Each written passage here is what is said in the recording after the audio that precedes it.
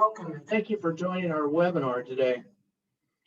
When farmers talk to me often about how can I get past, 50, my yield plateau at 50 bushels, 60 bushels, 70 bushels, I always say we got to solve the nitrogen problem and we got to solve the lodging problem to get to higher yields.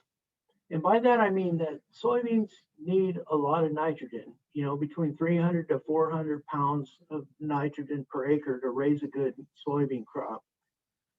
They get between 30 and 60% of that nitrogen from biological fixation, and the rest they get from the soil.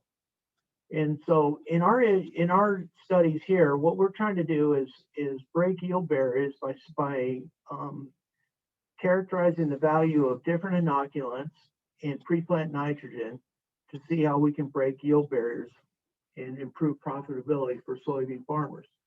By way of introduction, my name is Scott Nelson. I'm with an agronomist with the Iowa Soybean Association Research Center for Farming Innovation. In the first study that I'm going to review for you is an inoculant study. And this is a picture of on the left is a picture of our untreated or uninoculated soybeans. And then on the right is where we inoculated with different biological products different than bradyrhizobium. And you can see that we saw a lot more nodulation in this crop. And what you can't see is that the plant on the right was darker, greener, taller, more vigorous than the plant on the left. Now, I want to introduce you to a very important concept for modern soybean production, and that's co-inoculation. This is a phenomenon where various plant growth promoting bacteria and fungi increase soybean nodulation and yield. It takes a combination. There's a synergism between free-living bacteria like Azospirillum and mycorrhizae fungi. There's a synergism between those and bradyrhizobium in that they can work together to increase nodulation in soybeans. And in some cases, at least in tropical environments, we've seen substantial yield increases. And we're interested in understanding this co-inoculation concept in Iowa in more temperate soils. So the results we had, we used a product where we inoculated soybeans with a commercial product of Azospirillum. And again, this is a free-living nitrogen-fixing bacteria, and bradyrhizobium, the common inoculant for soybeans. The product is called NewTech IF, and it was applied in furrow or as a seed treatment. And what I'm showing you here on the y-axis is the yield advantage. And you can see that our yield advantage ranged from 4 bushels to 3 to 3 to 2. We had a lot of yield advantages around 2. In no cases did we see a yield disadvantage to this co-inoculation. The yield advantages were small, but because the product is relatively inexpensive, we calculated the return on investment of $20. And I will comment that in each of these trials, the plots were darker green, the treated were darker green and more vigorous. One thing that I think is holding us back in these trials was 2020 was a very dry year and not favorable for soybean production. And a number of these locations were from 2020. And we think that we could have seen a bigger response had we had more moisture. And you can see in this trial here where we saw the largest response was in 2018, where we had more moisture in the season. So differences were small, but they were consistently small, and the return on investment was large from our trialing.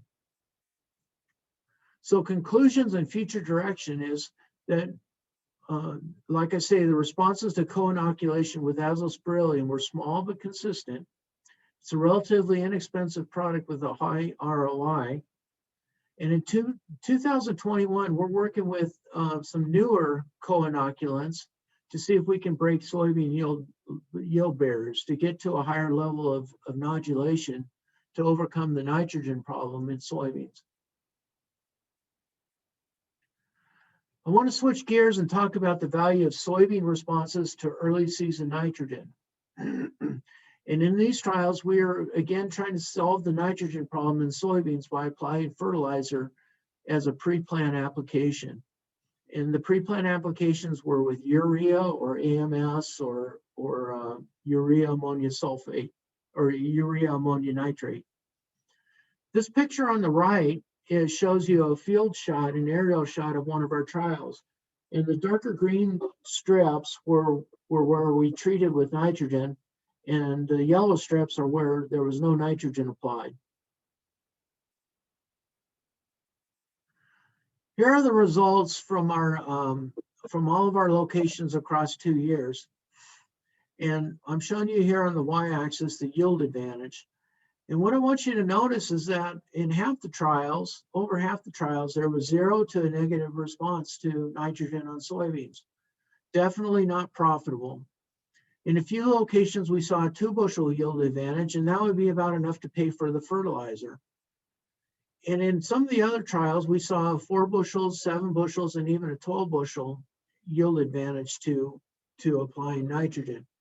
Now, what I want to comment here is this location where we saw the 12 bushel yield advantage, that had a yield, the yield level in that field was 135 bushels.